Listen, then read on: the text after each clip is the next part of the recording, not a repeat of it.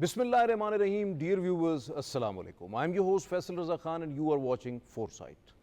Viewers, India is still feeling aftershocks of the overwhelmingly successful Marka-e-Haq and subsequently Operation Bunyan-e-Mursus. As the aftermath of India's military debacle against Pakistan, a wave of internal contradictions and confessions is still surfacing from Indian military and political ranks. In military particularly, ranging from the Chief of Defence Staff to the key naval, air and army officers. Here we delve into the India's visible frustration, the exposed gaps in its military and contradictions between the military and the political leadership, the growing rift between its armed forces and the Modi regime. We also critically examine India's strategic miscalculations, defense blunders, the truth behind its false flag operations, the emerging narrative of military blame shifting and obviously the fabricated notions.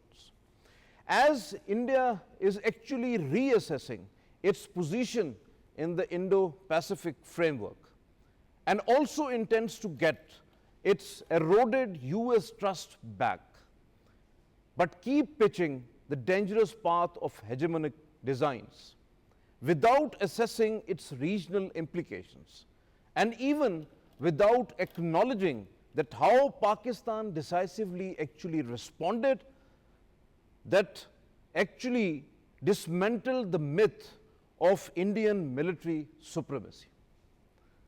To talk on this very important and imperative subject, we have in our studios Dr. Tauqeer Hussain Sargana. He is the Assistant Professor of International Relations at the International Islamic University, Islamabad. Thank you very much, sir, for your presence here. And we have Mr. Usman Haider. He is the Indian Defense Affairs expert. Thank you very much, Usman, for your presence here in the studios. And online joining us, Dr. Waseem Ishaque. He is the International Affairs Analyst. Thank you very much, Dr. Waseem, for your presence. My first question to you, Dr. Tauqeer, do you not think that after humiliating defeat from Pakistan, India continuously hiding their unprecedented men and material losses, then after too much internal and international pressure, now first from the politicians, thrice by their Chief of Defence Staff, General Anil Chauhan, Indian Navy Captain Shiv Kumar, the Defence Attaché in Indonesia, now it is, there are reports that might be he called back to the country, then the Deputy Army Chief General, Lieutenant General Rahul Singh. Series of confessions on Indian defeat are swiftly actually surfacing, which shows Modi regime's completely lost and so-called Operation Sindoor was a strategic blunder. Thank you very much, Faisal, for having me on this very important topic.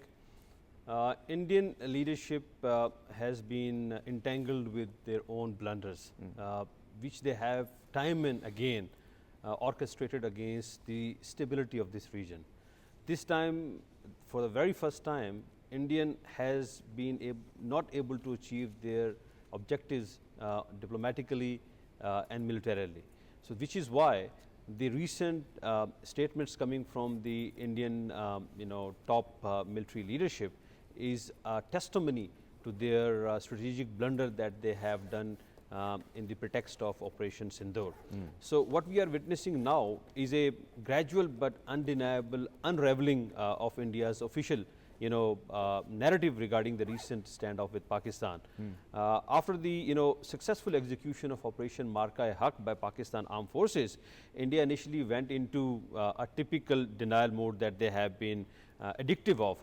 But the denial was basically based on deception and distortion, which was further denied by the strategic communication and a strategic response by Pakistan.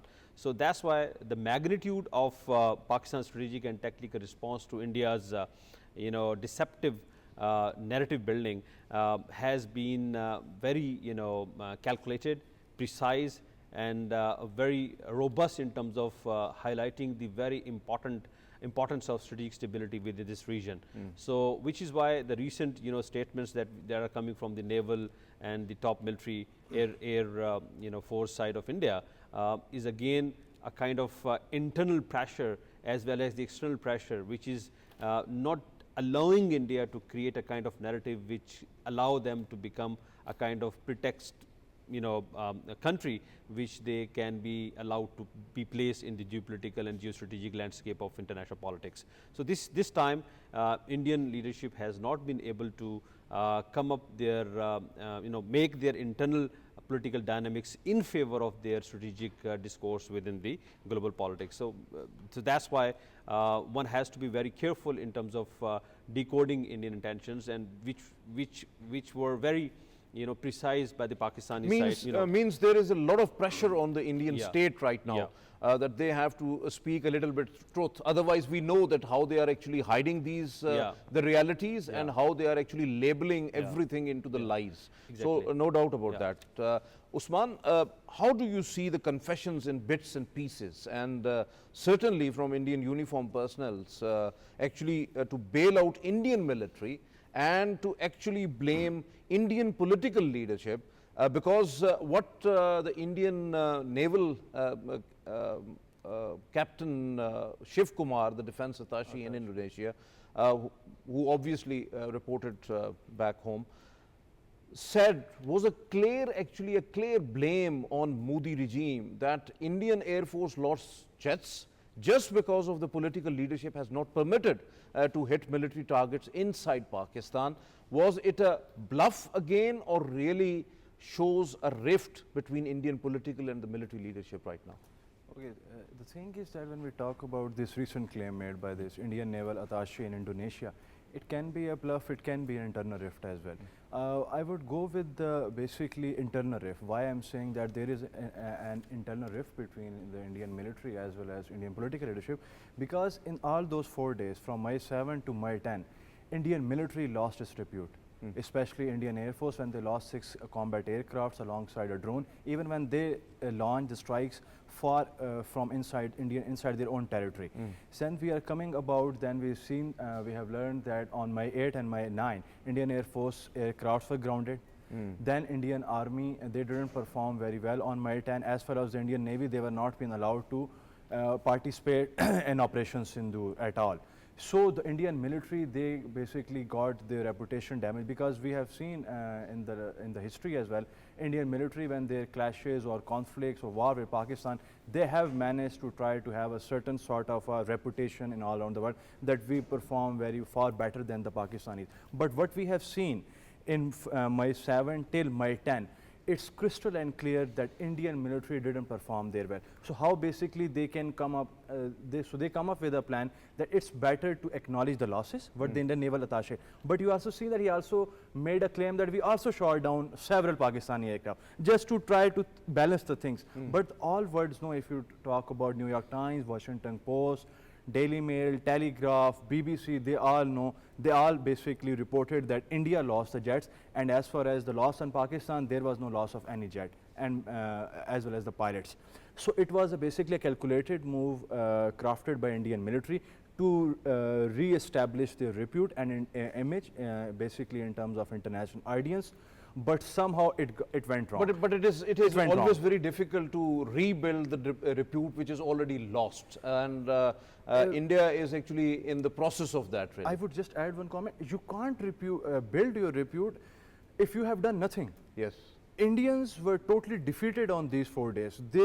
All the claims they have made, they were basically fact-checked by the Western media. I'm not talking about the Pakistan media, the Pakistani government. The Western media, the Western capitals, they have basically written that India have lost this battle, India have lost this marka haq. So you can't basically build your repute on lies. So that's how basically they tried to, but they failed miserably. Definitely. Their media was just like a comedy show, and overall the military and the political leadership, it looks like that they are just filming another film. Otherwise there was nothing, a complete drama there in the Indian state. No doubt about that. Thank you very much for your response. So viewers, there were lots of amazing explanations. It's not surprise basically, because someone when is just lying and beyond the facts, and there is nothing substantial, then all explanations looks really very surprising and amazing. Indian Army Deputy Chief, Lieutenant General Rahul Singh, just given his remarks during an event in India. Just watch what he said. Few lessons that I thought I must flag as far as Operation Sindoor is concerned. Firstly, one border, two adversaries. So we saw Pakistan one side, but adversaries were two, and if I would say actually four or three actually. So Pakistan was the front face. We had China providing all possible support, and it's no surprise. And another thing that China perhaps has seen is that he's able to test his weapons against, say, various other weapon systems that are there. It's like a live lab which is available to. So it's a good, that is what is something we have to be very, very cognizant about. Turkey also played a very important role in providing the type of support that was there. Bayraktar, of course, he's been giving from before. We saw numerous other drones also coming in, landing in the face of war, during the war, along with trained sort of individuals who were there. The next important lesson is the importance of C4ISR and civil military fusion. There is a lot to be done as far as this domain is concerned. DGMO level talks were going on. Pakistan actually was mentioning that we know that your such and such important sort of vector is primed and it is ready for action. I would request you to perhaps, pull it back. So he was getting live inputs as far as from China. So that is one place we really need to move fast and take appropriate action. Viewers, you have just watched what Lieutenant General Rahul Singh said. There was a complete, lots of bluffs, one after another. So, Dr. Waseem, why Indian Deputy Army Chief had again made a bluff of one border, three adversaries, like Pakistan along with China and Turkey, and Pakistan was the front face, although he said that they definitely know that only Pakistan was fighting India, and India defeated. The illusion of India being superb in numbers, with firm national resolve, classic war tactics, brilliant employment of the technology, with complete synergy and integration among our all armed forces, and have clearly defined the operational objectives. And that was the reason that India defeated. So how do you see overall the Lieutenant General Rahul Singh's remarks and explanations and lots of bluffs and lots of lies packed in his speech? Thank you, Faisal, for the invitation. I think we are actually listening a lot of amusement from the Indian side almost now on daily basis. Unfortunately, since last many decades, India has invested in its military doctrine and in its military developmental strategy based on two factors, that India is facing two front war scenarios, one against Pakistan and one against China. And both of these things were quite appealing to win a lot of sympathy from the United States, especially in post-2001 scenario. However, we have also seen there's one pattern which has been very consistent in India's political demonstration of winning sympathies, especially from the United States. As 2001 happened, on the similar pattern we have seen Indian Parliament and later on Mumbai. And by all means, they were trying to find an opportunity of implicating Pakistan and created similar sort of scenario as we witnessed just few weeks ago. And later on, when this the Pahalgam happened, I have seen the Indian media all said that they have also got their October the 7th. So they would always try to cash on the international sentiments to gain sympathies and get the ends of its political and military strategy, which they have been working since long. And we have seen in last over 2 decades, there has been a series of Indian false flag operations But Indian myth of invincibility and demonstrated military capability was never challenged before. This was the biggest strategic miscalculation by both Indian political leadership as well as the military leadership. And this was a God given opportunity to Pakistan to sort out the score of 1970s. So, therefore, India was still considering probably Pakistan's military doctrine and Pakistan's nation's resolve and the military strategy of still the probably the 1970s eras, whereas we have traveled a lot. And this time, what we demonstrated from the Indian side, what we saw that there was a clear-cut lack of synergy between the political objectives and the military objectives of the war aims. Each one was working in a Dr. Waseem, Indian Deputy Army Chief was mentioning a childish aspect that they started their belligerent and covert act with low level of non-military targets. Don't intend to hit military sites, and by hitting non-military means the civilian infrastructure, and claimed about getting their objectives of Operation, so-called Operation Sindoor. How could a general say such a stupid thing? Had India not breached Pakistan's sovereignty, not hit the civilians, the innocent civilians, children, women, elderly, attacked and murdered them, and expecting that Pakistan don't have to retaliate, what kind of statement that was? Unfortunately, this complements what I said earlier, that there is a complete lack of synergy between Indian political thoughts and the military thoughts regarding Operation Sindoor. When they breached Pakistan's sovereignty and started from initial incursion into so-called non-military targets, and then they went on and on and on and crossed all our red lines. They ignored all our warnings which we have been given. But Pakistan, on the other hand, demonstrated a great synergy in all its elements of national power. The political leadership and military leadership were working hand in glove. And in fact, Pakistan also demonstrated synchronized tri-service application, synergetic application with all elements of national power, supported by the nation's resolve, which India actually underestimated.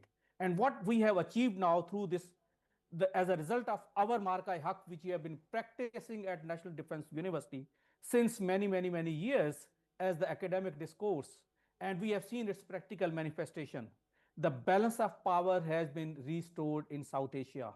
Indian myth of invincibility has been badly exposed and badly defeated. And India has lost on all diplomatic fronts, political fronts, and the military front. And Pakistan is now on the driving seat. So this is what Pakistan has achieved as a result of our resolve and as a result of our national challenge, which the entire nation stood by our security forces and armed forces, and whereby we have delivered par excellence. Your point well taken. It looks that Indian Deputy Army Chief, Lieutenant General Rahul Singh, was frustrated, deeply frustrated, when he said C4ISR, domain, quote unquote domain, seems don't have idea of the modern warfare tactics. It's journal basically, and not a recruit or just a lieutenant or something like that. As C4ISR is not actually a domain. Exactly. But a combination of different domains. True. Like space, cyber, electromagnetic spectra that employed in command and control, computers, communication, intelligence, surveillance, and reconnaissance, with having real-time multi-domain outcome. Is it so? Yes, it's true. It's sad state of affairs that Indian Vice Chief of Army Staff, he didn't know the difference between C4ISR and multi-domain. C4ISR is basically a capability. C4 means command, computer, communications. I think so. They have to get training from right from the beginning from Pakistanis. I think so. We are and then far better than them, really. Exactly. Then ISR is got the intelligence, surveillance, and reconnaissance system. Every military service, whether it's Army, Navy, Air Force, and if a nation like Americans, you have a Marine Corps, they have their separate C4IS systems. And then there is, under the Joint Staff Headquarters, in every military, there are joint C4IS system. This is basically a capability. But when you basically apply this capability, when all the tri-services, when they work out under the ambit of Joint Staff Headquarters, in a particular operation or a war or a conflict or a campaign, then that means, and using all these resources against your adversary in real time, that becomes a multi-domain operation. So basically he mixed the capability, the C4ISR, with the multi-domain operations concepts. So yeah, he basically... And he also acknowledged that India is actually, Indian Armed Forces or the military is actually lacking C4ISR, and we have to be cautious on that, and we have to build upon that. If they don't have such a capability, how can we categorize that Indian military as a military?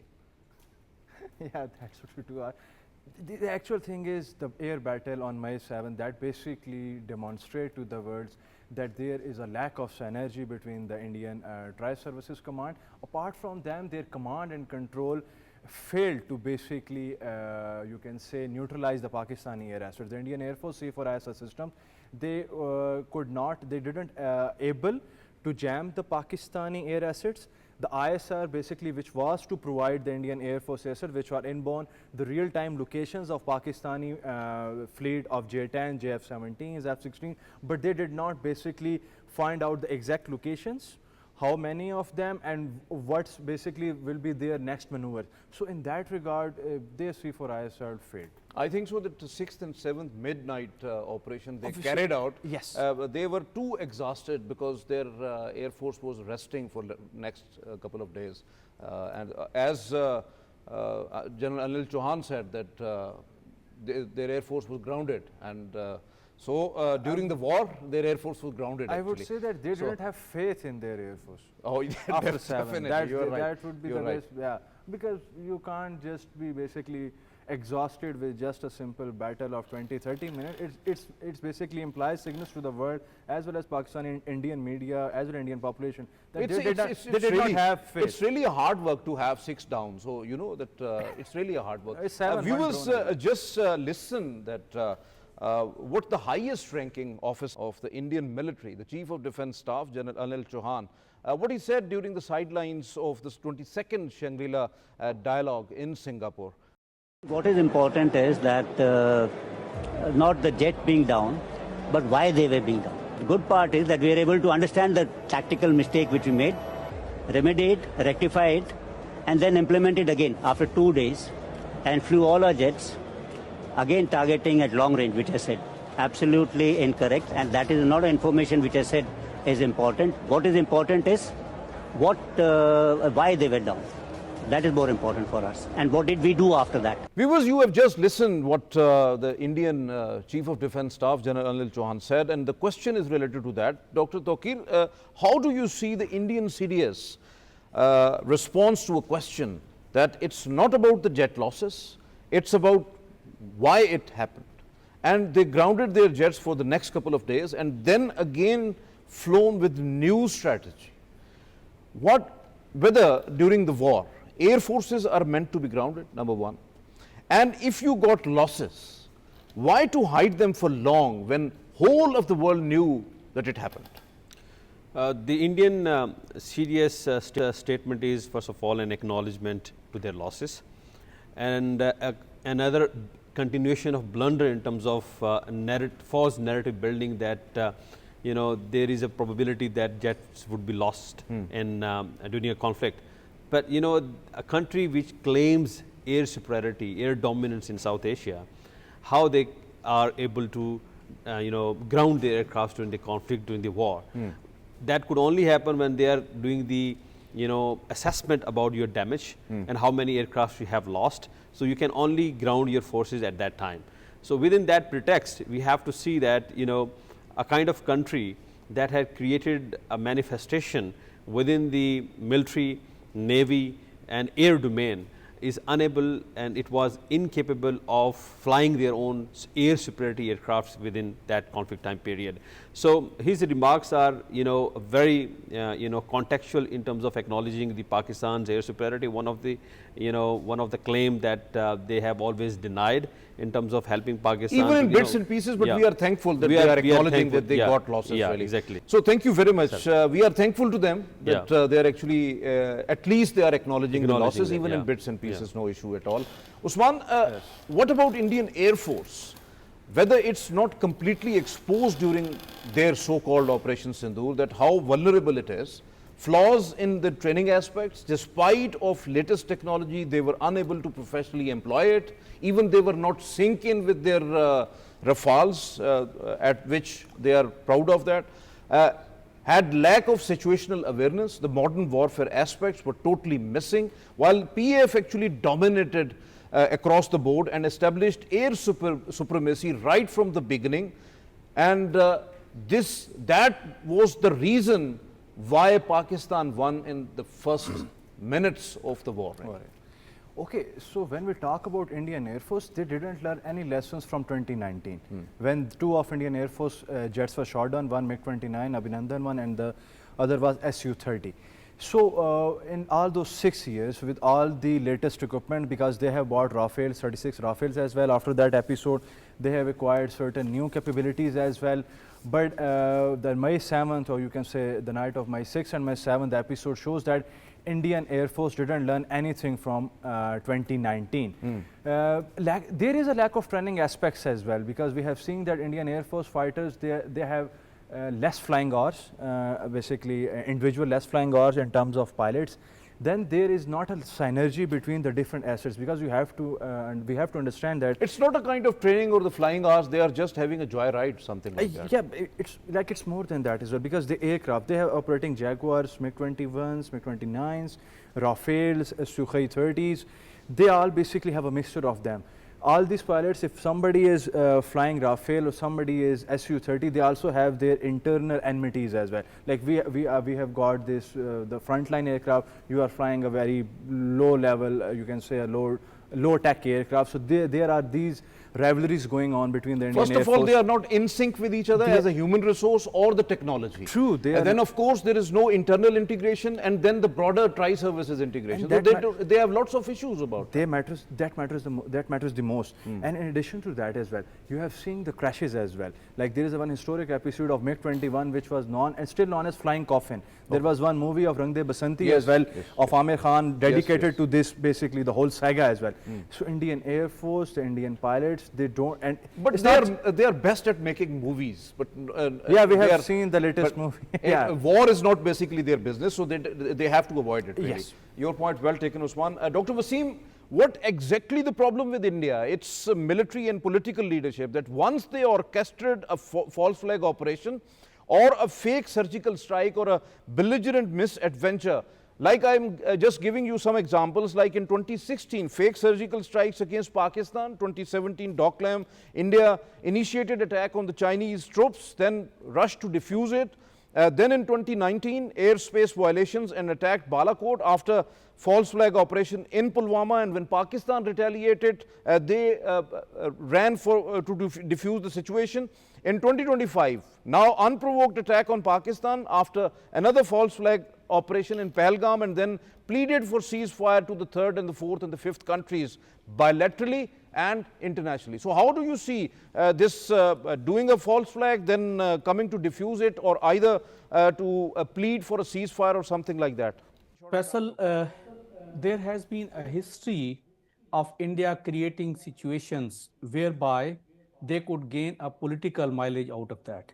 And what we have seen, that whenever the popularity of any political party which is going down, especially if it is a ruling party, the anti-Pakistan slogans or anti-China slogans is their uniting factor. And they have done it very successfully in the past. But unfortunately, we have seen that whenever they conducted false flag operations and they challenged Pakistan's sovereignty, Pakistan responded with responsibility, and it was a very calculated and a proportionate response. However, India always miscalculated Pakistan's response. But what we have seen, which was different in this Indian Operation Sindoor and our Operation Bunyan in Marsus, that when the India was crossing red line over red line over red lines, and we were just trying in a lot of patience, we were communicating with the international community, we were trying to actually weigh the kind of which kind of response should be given, and in which there should be a synergetic application of all tri-services. And what we then demonstrated as a result, India could not even have thought of it. And that was a complete surprise. And from No our doubt about that. Dr. Waseem, your point well taken. Dr. Tauqeer, be brief on that because we have run short of time. Do you not think that the Indian military and the political leadership is completely frustrated, and its allies particularly, like the United States, Australia, Japan and others, are also looking deeply into these Indian failures and blunders and calculating aspects regarding India being counterweight to China in the US containment of China policy, and then an Indo-Pacific strategy as well, where India categorized as a net security provider, which looks now become a net security spoiler or a net security disaster? Faisal, actually the Quad framework as well as the US Indo-Pacific strategy, and along with the containment of China as a counterweight. So India has been projected as a capable country to achieve all these objectives in terms of minimizing the scope and military exposure of China, economic exposure of China within that regions. But we have seen in the aftermath of this Operation Sindoor, India, who started an escalation, was unable to manage that escalation, and it was even unable to come forward, straightforward in terms of sharing its losses with the international community. So there is a kind of reassessment going on in the international community right now, that whether they can rely on a country which is unable to protect its own, misadventures within this region. So I believe that the Quad framework, the US Indo-Pacific strategy, and the counterweight to China slogan related to India has not been valid anymore, and that particular projection of India in the future will not serve the Indian objective as well as the strategic objective of the Western powers. Okay. Yeah. So, Usman, be brief on that. Sure. One of the another aspect is that number one, India is thinking about, because sheer frustration and after these blunders and failures, now they are planning another adventure, might be. So, in case of anything, they are now preparing for their latest air defenses, more technologies and more BVRs and lots of things. So, heavily investing now. So, what do you think, what must have to be our responsibility, our preparation, and how do you see about the Chief of Army Staff Field Marshal Syed Munir's speech, recent speech in NDU, where he once again cautioned India to put restraint and not even think about any sort of a misadventure? Yeah, we have cautioned India, as you have essentially mentioned the speech of Army Chief General Waseem Munir.